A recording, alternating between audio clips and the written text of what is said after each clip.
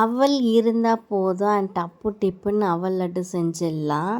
And 5 நிமிஷத்தில் ஹெல்த்தியும் கூட. Weight gain ஆகாத குழந்தைங்களுக்கும் செஞ்சு கொடுங்க அண்ட் வெயிட் கெயின் ஆவாங்க. அண்ட் நம்ம சேனலில் ஃபர்ஸ்ட் டைம் பார்க்குறீங்கன்னா சப்ஸ்கிரைப் பண்ணிக்கோங்க. வாங்க எப்படி செய்யலாம் பார்க்கலாம்.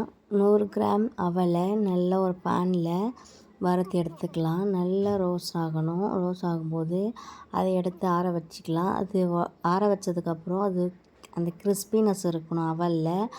இது எடுத்தால் உடையணும். அந்த அளவுக்கு வறுபட்டதும் நம்ம எடுத்து ஒரு மிக்ஸி ஜாரில் ட்ரான்ஸ்ஃபர் பண்ணிக்கலாம். அது கூடவே 2 ஏலக்காய், ஆஃப் கப் நாட்டு சர்க்கரை, 1 ஸ்பூன் நெய் கலந்து நல்லா ஃபைன் பவுடராக அரைச்சி எடுத்துக்கலாம்.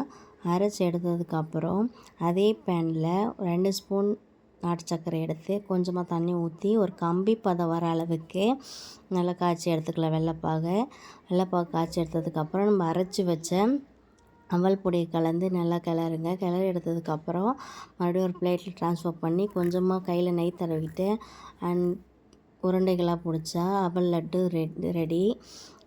ஸோ இந்த வீடியோ பிடிச்சிருந்தால் லைக் பண்ணுங்கள், ஷேர் பண்ணுங்கள், சப்ஸ்கிரைப் பண்ணுங்கள் அண்ட் பாய்.